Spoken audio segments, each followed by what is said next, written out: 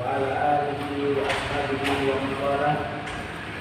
قال الله تعالى في كتابه الكريم وهو أصدق القائلين يا أيها الذين آمنوا اتقوا الله حق تقاته ولا تموتن إلا وأنتم مسلمون. وقال النبي صلى الله عليه وسلم من سلك طريقا يلتمس فيه علما سهل الله له به طريقا إلى الجنة. Amma ba'du. Ikhwani fillah rahimani wa rahimakumullah.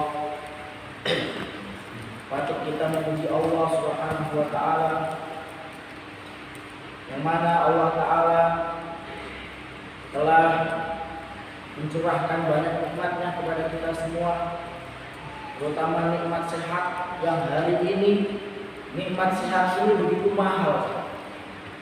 Nikmat sehat ini begitu susah didapatkan oleh setiap muslim.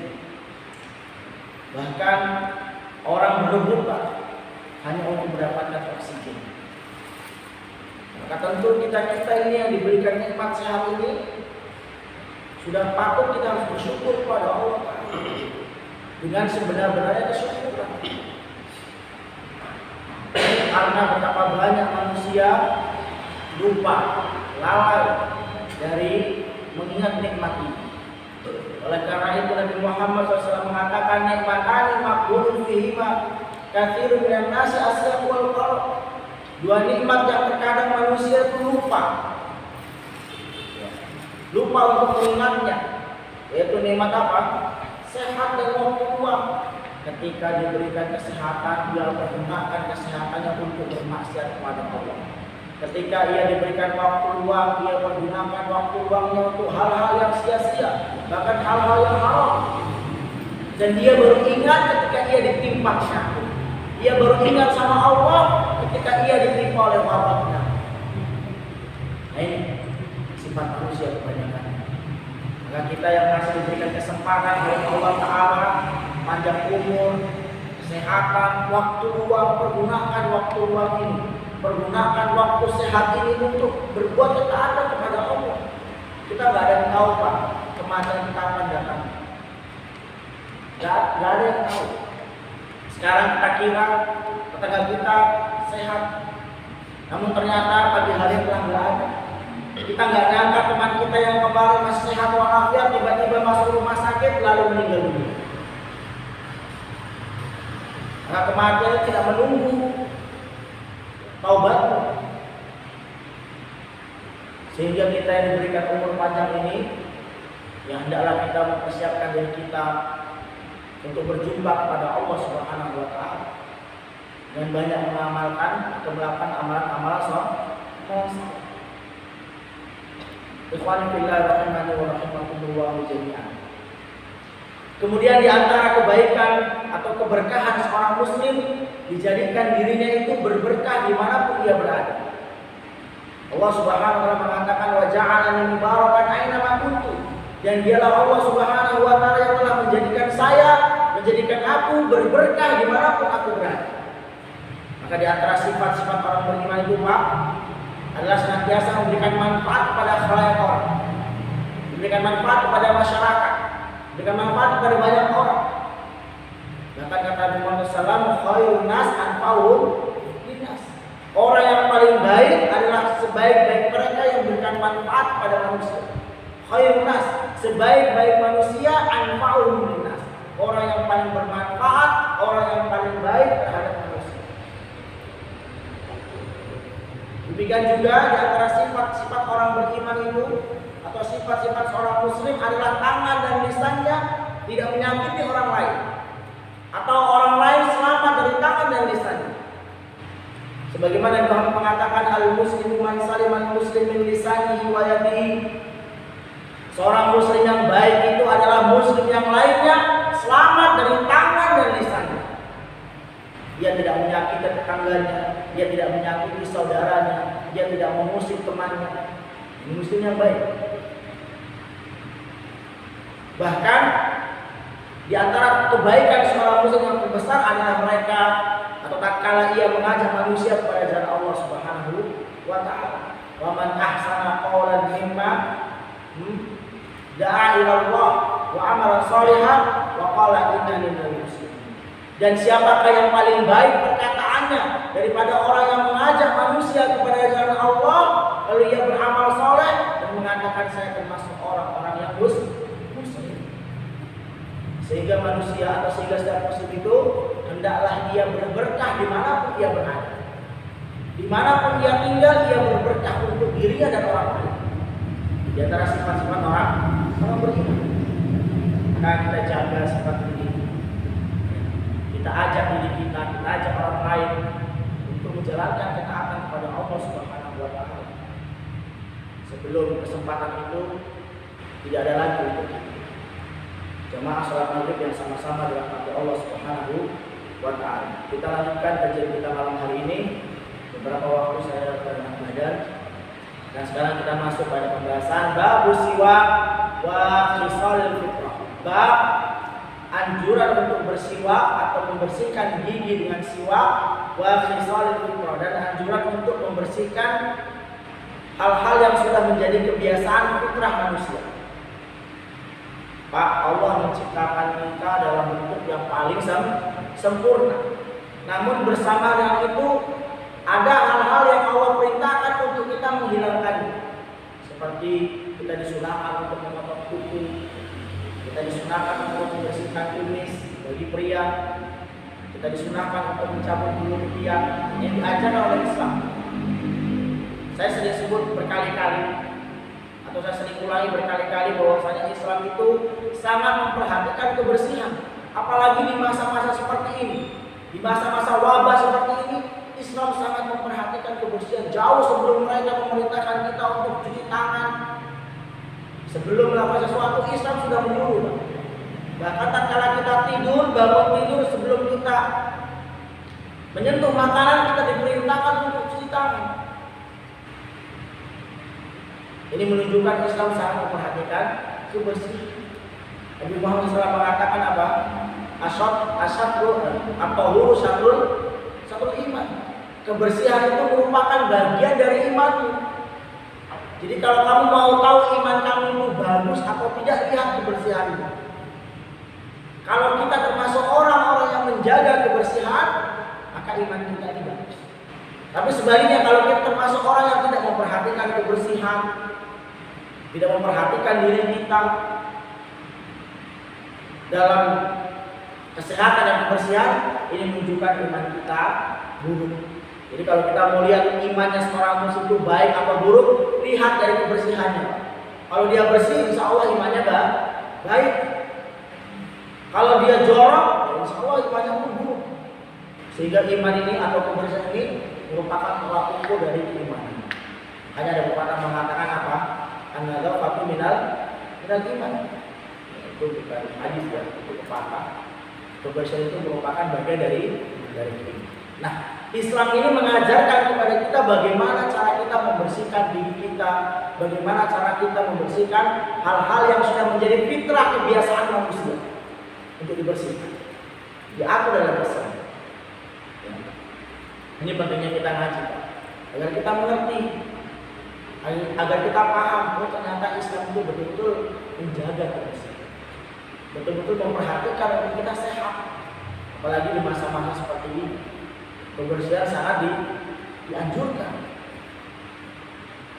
Baik, jamaah salat maghrib yang sama-sama dirahmati Allah Subhanahu wa taala. Bab siwak wa khisalil fitrah. Bab anjuran untuk bersiwak dan membersihkan hal-hal yang menjadi kebiasaan fitrah manusia. Wa jumlatul dzalik, secara umum anna siwaka min khisalil fitrah wa jama'al musannifu bainahuma. Summa munasabatul babi anna siwaka awwalu sunan wudu fajal musannifu bi ahkami siwak qabla wudu.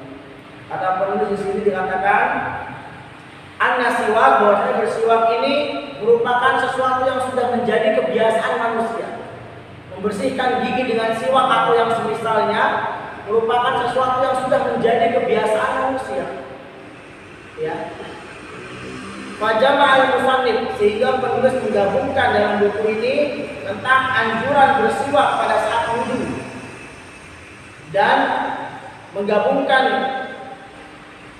tema atau judul yang berkaitan dengan hal-hal yang sudah menjadi kebiasaan fitrah manusia, seperti memotong kuku, membersihkan kumis, cabut bulu ketiak. Ini merupakan sunnah-sunnah fitrah yang sudah diperintahkan oleh Allah dan Rasul.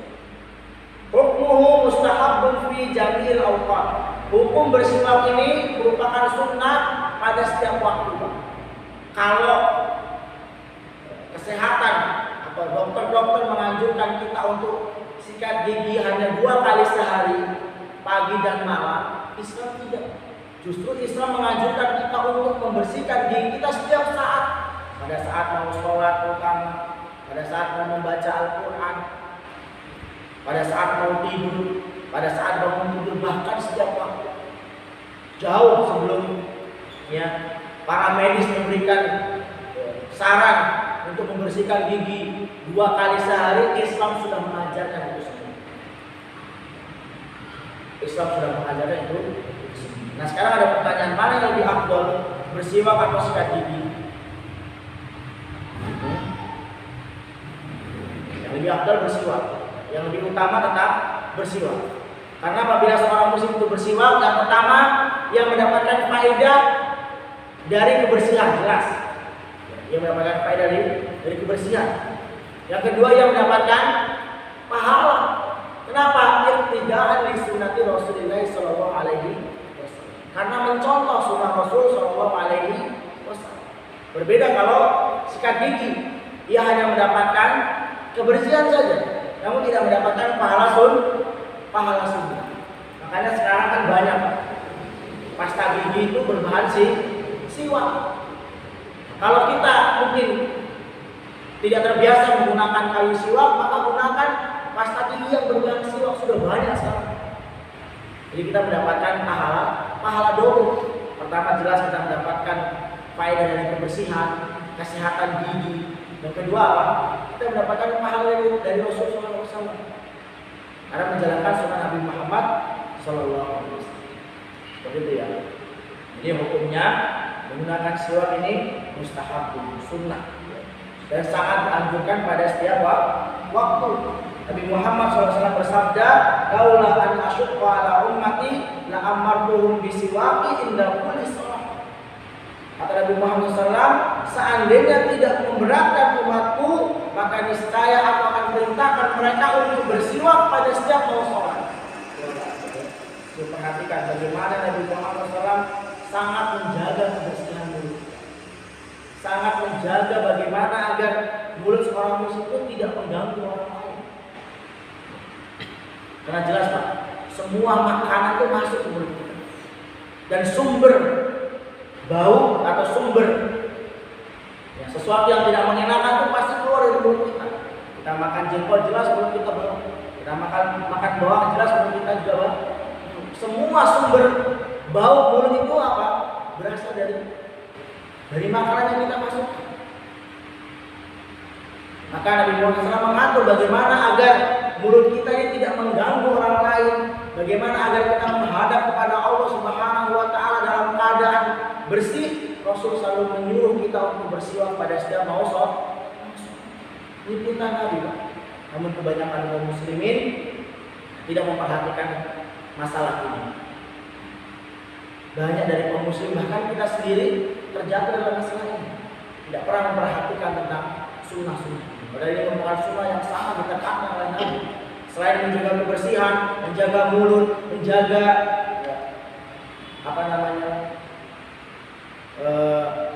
berbaur di antara manusia agar tidak mengganggu, ia pun mendapatkan pahala. Namun kebanyakan manusia tidak memperhatikan hal ini.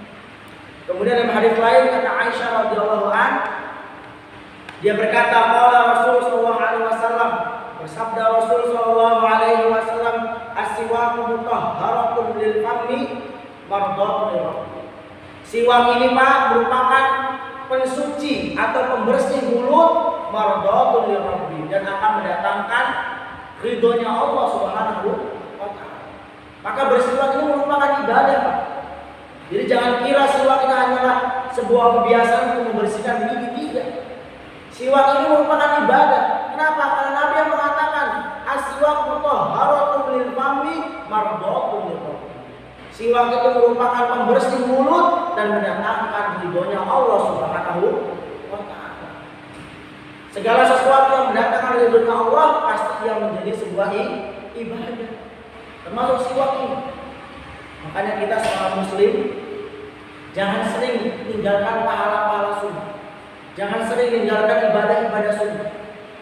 Karena bisa jadi ibadah sunnah ini merupakan penyempurna dari ibadah-ibadah wajib.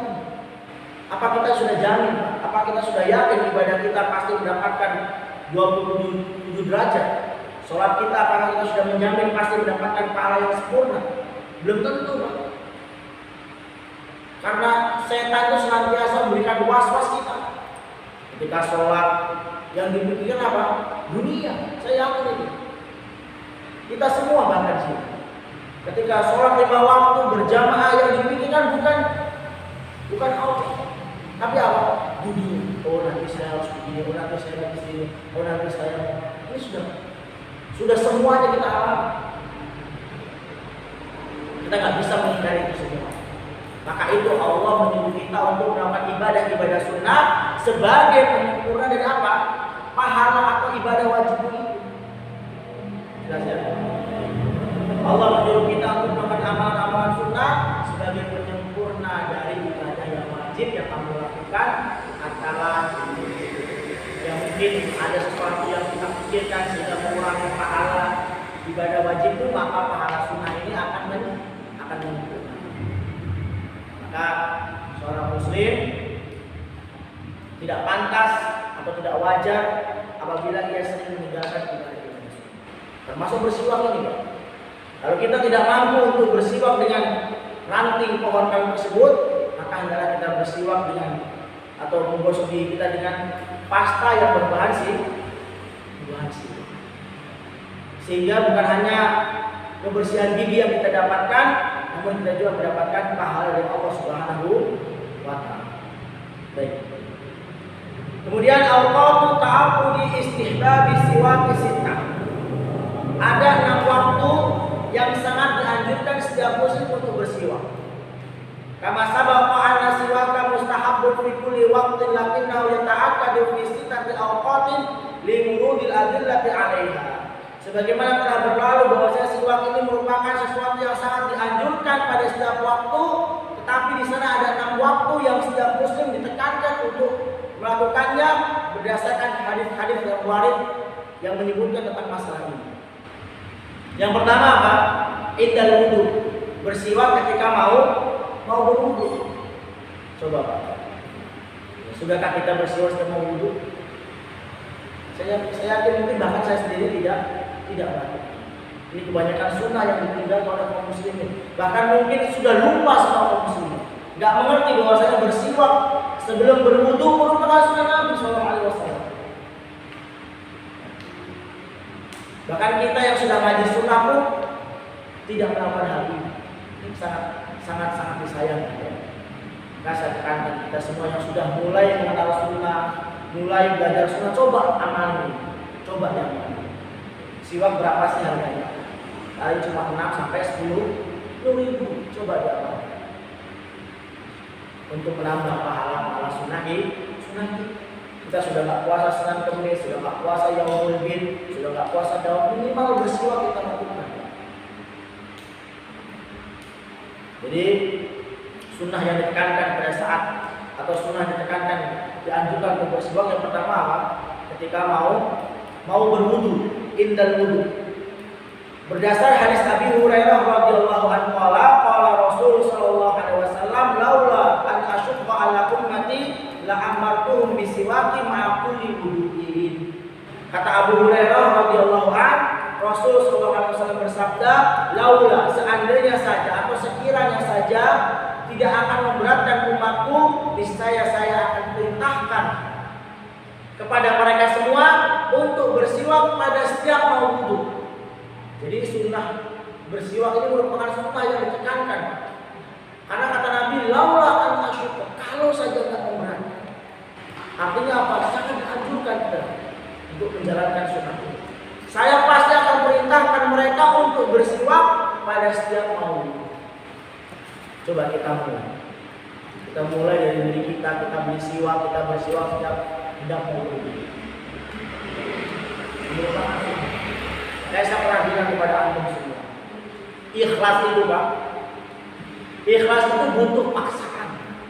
Sholat itu butuh dipaksa. Mengerjakan ibadah sunnah ini butuh dipaksa. Tidak bisa kalau kita memaksakan diri. Sehingga sesuatu yang dipaksa lama-lama menjadi terbiasa. Makanya termasuk hidayah itu Pak. Hidayah itu harus dicari Pak. Hidayah itu harus dijemput. Ini perintah Allah. Wa man jahada fina la yahdiyana subulana. Siapa yang sungguh-sungguh, syaratnya apa? Sungguh-sungguh dulu, mujahadah dulu. Betul-betul mencari hidayah. Bukan duduk manis dulu. Tidak, datangi majelis ilmu. Datangi kajian-kajian ilmu yang membahas ilmu syar'i, yang membahas sunnah. Baru layak dia masuk. Kalau kita sudah sungguh-sungguh memaksakan diri kita untuk hadir di majelis ilmu, datangi sholat jamaah, layak dia masuk. Baru Allah bukakan pintu-pintu kebaikan. Allah berikan hidayah untuk kita melakukan amalan-amalan sholat. Syaratnya dijemput, dicari hidayah, didatangi ilmu. Termasuk tadi ibadah harus dipaksa. Kita memulai dari diri kita untuk mengamalkan sunnah-sunnah. Berapa harganya siwak? Paling mahal 10. Coba amalkan sunnah-sunnah. Kalau kita tidak bisa menggunakan kayu siwak, beli yang pasta gigi yang mengandung siwak. Banyak sekali. Sekarang semuanya dimudahkan, semuanya sangat dimudahkan. Tergantung kita mau apa sih? Ya ini anjuran yang pertama, sangat ditekankan untuk bersiwak ketika mau berwudu. Yang kedua, indah kulli shalah. Setiap hendak mau melaksanakan sholat, baik sholat 5 waktu ataupun sholat sunnah yang lain. Ini sangat diperintahkan. Termasuk apalagi mau sholat malam. Sebelum sholat malam, hendaklah kita bersiwak. Ini merupakan sunnah yang sangat ditekankan oleh Nabi Muhammad SAW. Kata Abu Hurairah radhiyallahu anhu, qala Rasul sallallahu alaihi wasallam, laula an asyqa ala ummati la amartuhum bisiwaki inda kulli shalah. Kata Nabi, seandainya tidak menyusahkan umat saya, niscaya saya akan perintahkan mereka untuk bersiwak setiap mau sholat. Mau wudu bersiwak, mau sholat bersiwak. Banyak sekali hikmah yang kita dapatkan. Di antara jelas menjaga kebersihan mulut kita. Apalagi kita mau menghadap Allah.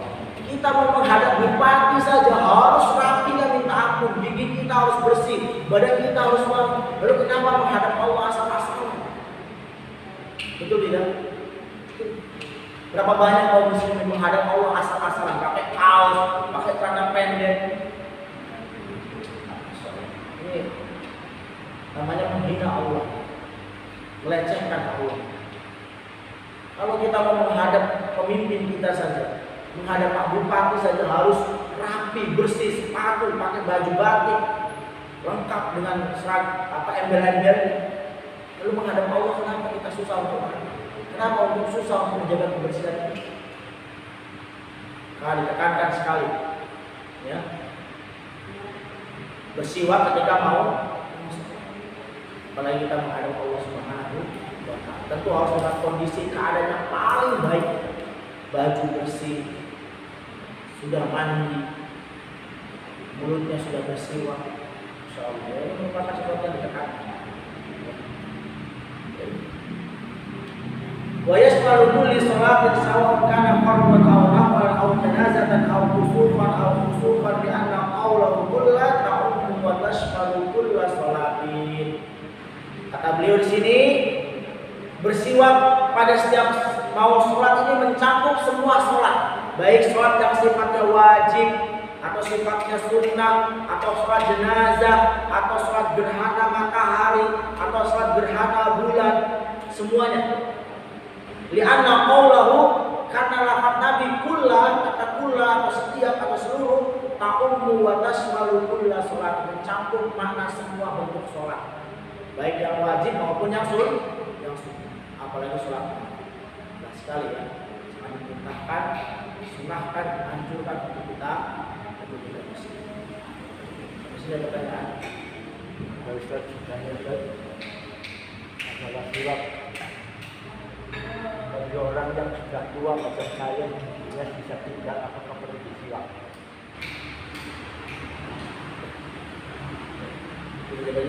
Ada lagi apabila kita habis makan teh atau jengkol, bersiwak apakah kira-kira bau bisa hilang? Yang pertama, perintah bersiwak ini tidak ada pengecualian. Termasuk orang yang sudah tua meskipun dia sudah ompong namun masih memiliki gigi, maka tetap diperintahkan untuk bersiwak. Beda hal kalau misalnya dia sudah tidak punya gigi. Nah, ini jelas mungkin kalau dia bersiwak akan menyakiti gusinya, akan tidak dianjurkan. Namun secara umum perintah bersiwak ini tidak ada pengecualian, termasuk untuk orang tua. Ya, jadi tetap bersiwak. Baik dengan kayu siwak ataupun yang sejenisnya yang mengandung bahan siwak, termasuk pasta gigi tadi yang memiliki bahan siwak, maka tidak apa-apa. Yang kedua tentang makan pete atau jengkol, apakah bisa hilang baunya? Nah, ini bentuk ikhtiar, ya bentuk ikhtiar. Bersiwak termasuk sesuatu yang bisa menghilangkan bau jengkol, karena kayu siwak itu, ya, dia mengandung zat-zat yang bisa menetralkan bau, minimal menetralkan. Kalau tidak bisa menghilangkan baunya, minimal menetralkan. Jadi tetap diperintahkan untuk bersiwak, walaupun baunya hilang ataupun tidak, tetap diperintahkan bersiwak. Pertama jelas membersihkan gigi, kedua kita iktidaan dengan, karena mengikuti perintah Nabi Muhammad Sallallahu Alaihi Wasallam. Ini diantara kondisi-kondisi seorang muslim diperintahkan untuk bersiwak. Yang pertama pada saat mau berwudu, yang kedua pada saat mau sholat. Jelas ya? Yang lain? Sampai sini paham tidak Pak? Paham? Yang selanjutnya, indal intibahi dengan tahu. Ketika bangun dari tidur. Ya, ketika bangun dari tidur. Ini merupakan perintah yang sangat ditekankan oleh Islam, ya, membersihkan gigi pada saat kita bangun tidur. Berdasarkan hadis Hudzaifah ibnu Yaman radhiyallahu anhu, dia berkata, kana Rasulullah sallallahu alaihi wasallam idza qama minal lail yushawwisu fahu bisiwak. Adalah Nabi Muhammad sallallahu alaihi wasallam dahulu apabila bangun untuk melaksanakan sholat malam, beliau membersihkan atau menggosok mulutnya dengan siwak. Termasuk sesuatu yang sangat dianjurkan, karena memang di antara hikmah mengapa kita diperintahkan untuk bersiwak ketika bangun tidur itu jelas Pak. Orang yang bangun tidur itu mulutnya pasti akan beraroma yang tidak sedap, beraroma yang tidak baik, mengundang bau-bau yang tidak menyenangkan. Sehingga ketika kita intibah dan naum, ketika kita bangun atau tersadar dari tidur, hal yang paling utama diperintahkan oleh Islam adalah membersihkan mulut. Karena orang tidur jelas, ya, mulutnya akan mengandung atau mengeluarkan bau yang tidak sedap, baik akibat makanan yang tertinggal di dalam ataupun akibat air liur yang menetes dari mulut kita sehingga menimbulkan bau-bau yang tidak menyenangkan. Maka Islam mengatur ini. Islam menyuruh kita untuk membersihkan mulut kita ketika kita bangun dari tidur. Ini juga termasuk hal yang dilupakan oleh sebagian kaum muslimin, ya. Mungkin bahkan kita juga termasuk yang dilupakan sunnah-sunnah. Biasanya kita bangun tidur hanya berkumpul saja. Padahal di antara sunnahnya adalah bersiwak, ya, atau menggosok gigi. Hal itu agar tidak menimbulkan bau mulut sehingga mengganggu orang. Walahumma idza qama la yatahajjadu yusawwisu fahu bisiwak. Kemudian juga disebutkan dalam hadis lain, ada Nabi Muhammad SAW apabila hendak bangun untuk melaksanakan salat tahajud, yusawwisu fahu bisiwak. Beliau membersihkan mulutnya dengan siwak. Masya Allah, ini luar biasa sekali. Artinya Islam itu sangat memudahkan umatnya untuk beramal soleh. Semuanya menjadi pahala kalau kita laksanakan ini. Banyak sekali ibadah-ibadah yang ditekankan oleh Islam. Selain sholat ada ibadah tadi bersiwak, luar biasa. Membersihkan badan antum itu mendapatkan pahala. Allah Akbar. Terkadang kita yang tidak perhatian dalam masalah-masalah.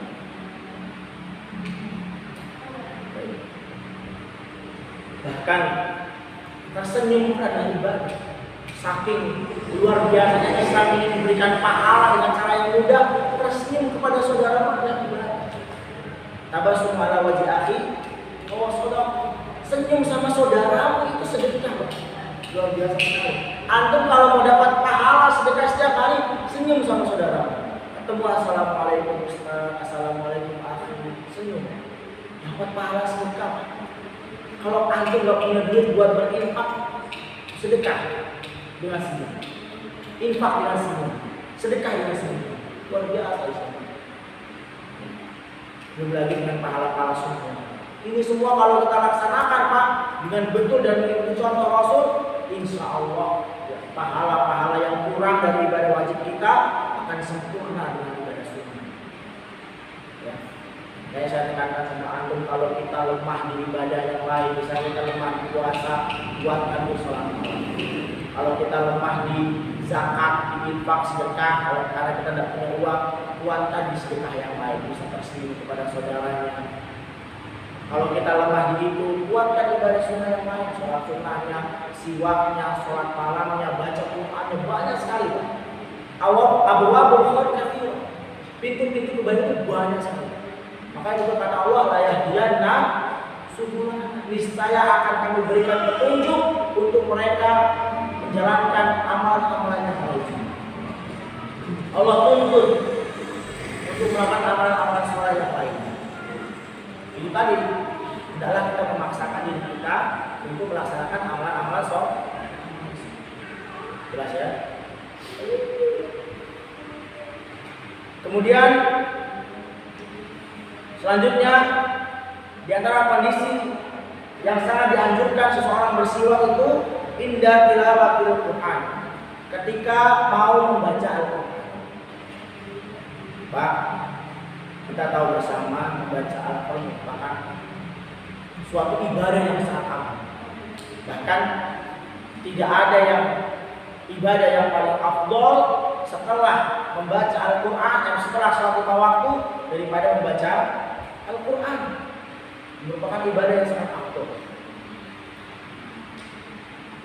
Bahkan orang yang senantiasa membaca Al-Quran itu akan bersama para malaikat yang diberkahi. Al-Mahiru bil Quran ma'asaqaratul kiramin. Orang yang pandai membaca Al-Quran, dia akan senantiasa bersama para malaikat-malaikat Allah yang baik. Subhanallah. Bahkan orang yang membaca Al-Quran itu Pak, kelak nanti akan menjadi penolong kita. Al-Quran itu akan menjadi syafaat buat kita semua. Apa kata Nabi?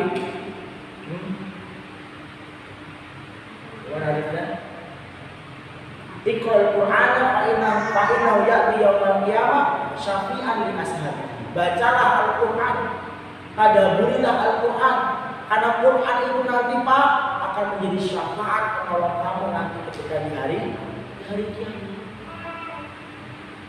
Sering sekali Pak mungkin kita bisa menghitung berapa kali kita berbicara. Kita lebih senang membaca HP, kita lebih senang membaca SMS, membaca WA, menonton video daripada membaca Al-Quran. Banyak sekali. Sering kita dapat ini. Maka mulai dari sekarang, ya, perbaiki niat kita. Lebih banyak membaca Al-Quran ketimbang HP.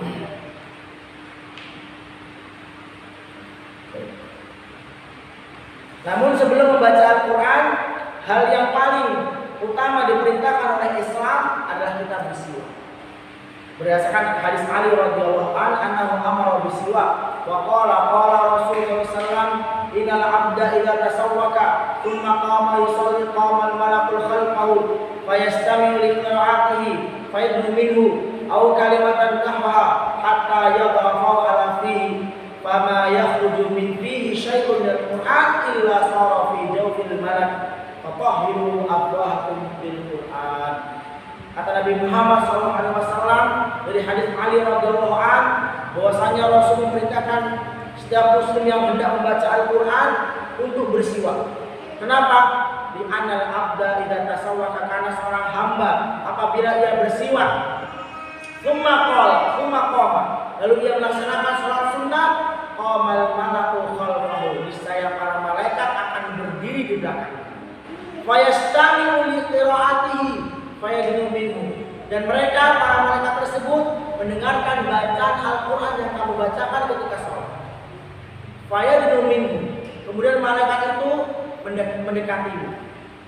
Au kalimatan nahwa hatta yadha'u ala fihi, sampai malaikat tersebut meletakkan mulutnya di depan mulutmu. Fama yakhruju min fihi syai'un minal Qur'an, maka tidak ada satupun ayat yang keluar dari Al-Qur'an illa shara fi jawfil malak, kecuali ya akan masuk ke dalam lambungnya para malaikat. Fatahhiru afwahakum bil Qur'an, maka bersihkanlah mulutmu, sucikanlah mulutmu dengan siwak bil Qur'an tatkala engkau membaca Al-Qur'an. Allahu akbar, subhanallah. Siapa yang enggak mau disayang malaikat? Siapa yang enggak mau hidupnya didekati malaikat? Siapa yang enggak mau hidupnya diberkahi oleh malaikat? Siapa yang enggak mau hidupnya didoakan oleh malaikat? Baca Quran, bersiwak sebelum membacanya, niscaya malaikat akan mendekat kepada kita sendiri. Bukan hanya mendekat, tapi mereka mendoakan kita. Allahu akbar. Insyaallah ya, karena kita enggak sadar itu. Kita bersiwak, sholat sunnah, membaca ayat Al-Quran keluar dari mulut kita, niscaya malaikat akan mendoakan. Malaikat akan mendekati kita, bahkan meletakkan mulutnya di mulut kita. Allahu akbar.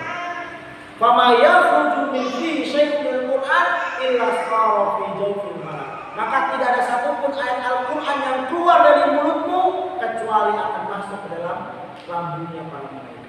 Fatahhiru afwahakum bil Qur'an, maka sucikanlah mulut kamu dengan siwak sebelum engkau membaca Al-Qur'an. Bisa dipahami ya? Pertanyaan tidak?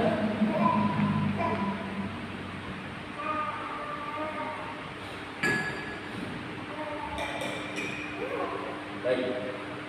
Selanjutnya, hal-hal yang sangat diperintahkan ketika hendak, atau hal-hal yang diperintahkan ketika bersiwak inda dukhulil manzil, ketika mau masuk ke dalam rumah. Ya, berdasarkan hadis Al-Miqdad ibn Syureh ibn Hani an Abihi qala, dia berkata, sa'altu Aisyah radhiyallahu anha qultu bi ayyi syai'in kana yabda'u Nabi sallallahu alaihi wasallam idza dakhala baitahu qala bisiwak, qalat bisiwak. Kata Aisyah radhiyallahu anha, ya, ini bapaknya Syuraih bertanya kepada Aisyah, wahai ummul mukminin, perkara apa yang pertama kali dilakukan oleh Nabi ketika masuk rumah? Aisyah menjawab bisiwak, yaitu bersiwak. Pak, seorang suami istri, tentunya ia harus menampakkan kepada istrinya atau kepada suaminya hal-hal yang menyenangkan pasangannya. Di antaranya apa? Bersiwak. Karena hal ini dapat menghilangkan bau mulut yang ada pada diri. Hal ini juga bisa mendatangkan keharmonisan dalam rumah tangga. Apabila seorang suami menjaga kebersihannya, menjaga kebersihan mulutnya, menjaga agar supaya badannya tetap wangi, maka istrinya akan semakin cinta. Ini merupakan perintah yang sangat dianjurkan oleh Nabi Muhammad SAW. Bahkan termasuk kebiasaan Nabi. So, perhatikan, Nabi kalau mau masuk ke rumahnya Aisyah, dibersihkan dulu mulutnya. Saking Nabi khawatir kalau hal itu dapat mengganggu istri. Ini suami perlu perhatikan. Kadang suami tentang sudah nikah puluhan tahun, aku perhatikan ini. Bodo amat. Nggak boleh seperti itu. Kalau mau rumah tangga kita harmonis, rumah tangga kita senantiasa diliputi rasa penuh kasih sayang antara suami istri, jaga kebersihan, tidak mengganggu ya istrinya dengan bau badan kita, jaga itu. Hal itu bisa menghindarkan dari yang namanya percekcokan, atau naudzubillah mungkin bisa menghindarkan kita dari yang namanya perselingkuhan. Coba antum betah nggak kalau istri antum bau? Nggak betah. Nah di sana mabuk sekali, begitu Mas. Ya, ini menjaga Pak. Kelihatannya sesuatu yang remeh, hanya bersiwak katanya remeh.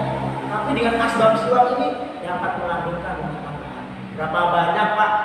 Berapa banyak rumah tangga cerai akibat istrinya tidak memperhatikan kebersihan. Akibat istrinya jorok, tak pernah mandi, ngurusin anak saja, sampai lupa ngurusin diri. Akhirnya apa? Suaminya ilfil, nggak mau. Akhirnya apa? Cari pelampiasan dulu. Ini sesuatu yang kecil mungkin terlihat remeh, tapi ini menjadikan rumah tangga seseorang muslim itu manis, bahagia, langgeng. Inilah yang dilakukan Nabi Muhammad SAW untuk menjaga keutuhan rumah tangga. Selalu berpenampilan menarik dan bersih di hadapan pasangan. Ini jangan dilupakan, terutama kita yang sudah menikah ini, sudah anaknya sudah 6, sudah 5, ya kita mungkin merasa jenuh sama istrinya. Oh bisa jadi saya nggak pernah kasih make up, nggak pernah kasih uang belanja buat beli bedak, bisa jadi mungkin dia merasa jenuh karena tidak memperhatikan. Maka di antara sunnah Nabi SAW untuk menjaga keharmonisan rumah tangga adalah saling memberikan hadiah, saling menyenangkan istrinya atau suaminya. Ini merupakan perintah. Jangan kita ambil. Itu Pak Haji ya. Bisa. Kalau Pak Haji sudah lama ya, sudah berpuluh-puluh tahun. Baik. Bisa dipahami ya, ketika mau masuk rumah ini sangat diperintahkan untuk kita semua bersiwak. Nah sekarang yang jadi masalah Ustaz, kalau menurut saya tidak bau, apakah boleh bagi saya tidak bersiwak? Secara umum baik itu bau atau tidak, tetap disunnahkan untuk bersiwak. Itu tidak mengapa kalau antum merasa bahwa antum masih bersih dan tidak berbau, kalau anda tidak bersiwak. Namun kalau antum bersiwak, jelas mendapatkan pahala sunnah. Allah. Biasa belum. Ada. Kalau soal penggunaan siwak bisa. Alhamdulillah dulu saya sering pakai begituan kan, pakai siwak. Cuma makin sering pakai begini kok orang-orang bilang Mas JT ya. Terus kan siapa sih yang mau disandingkan dengan mereka? Nah kita lihat sendiri mereka bagaimana di lapangan.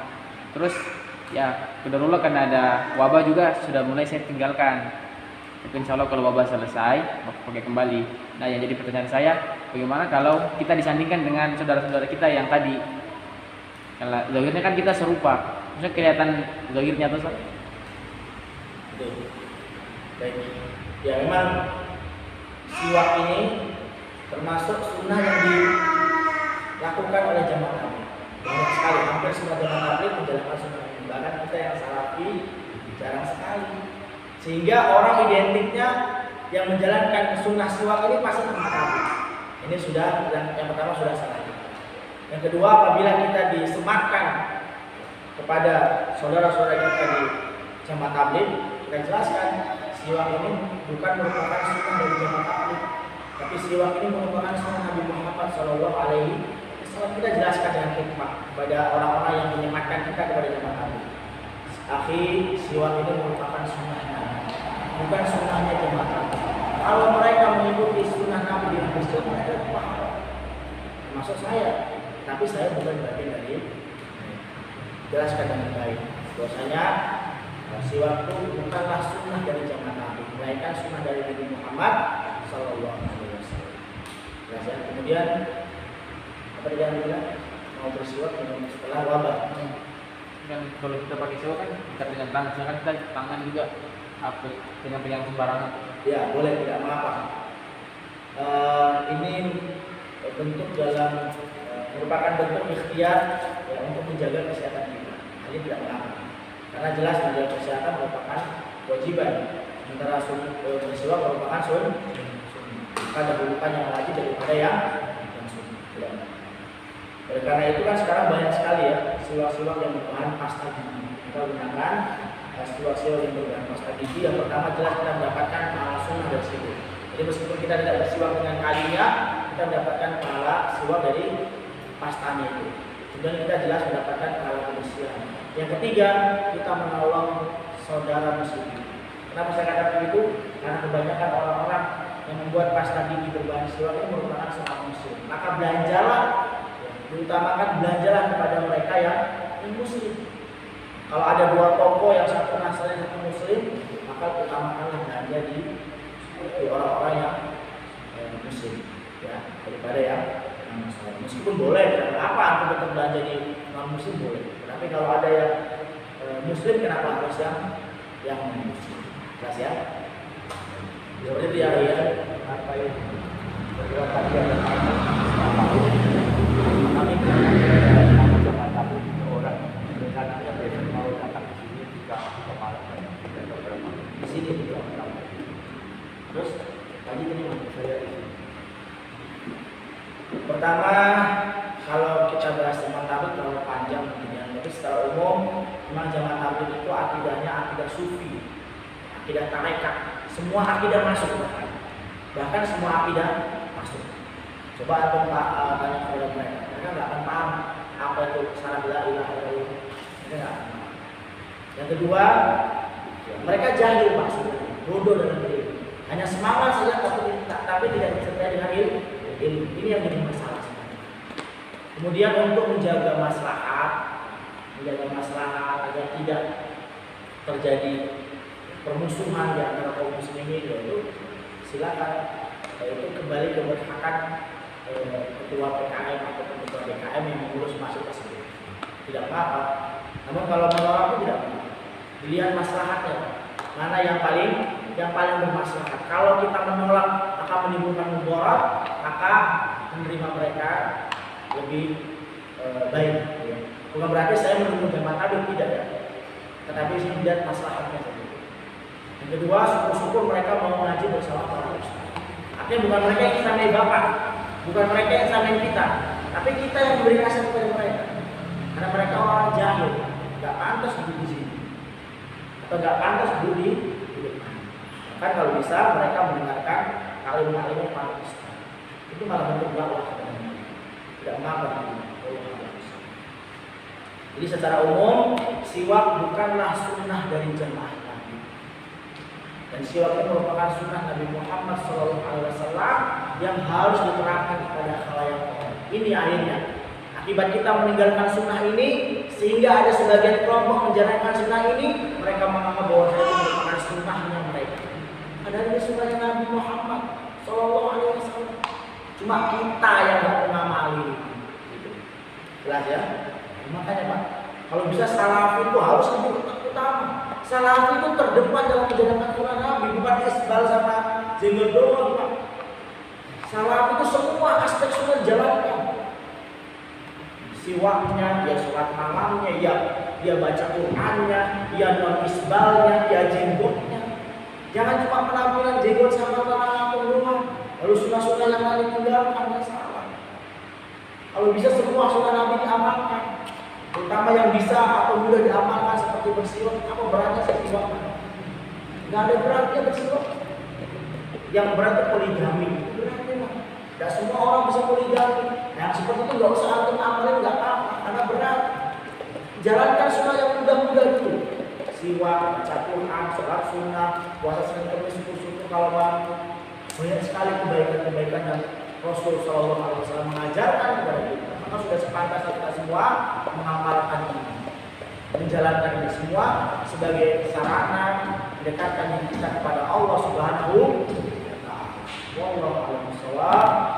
Kita sampai pembahasan tentang bersiwak, ya, inda dukhulil masjid, yaitu ketika mau masuk rumah. Dan insya Allah minggu depan kita masuk poin ke berapa? Ke-6 ya. Poin ke-6 dalam hal-hal yang diperintahkan ketika hendak hal-hal yang diperintahkan bersiwak, ya. 6 kondisi yang kita diperintahkan untuk bersiwak. Wallahu a'lam bishawab. Kurang dan lebihnya mohon dimaafkan. Wabillahi taufiq wal hidayah. Wassalamualaikum warahmatullahi wabarakatuh.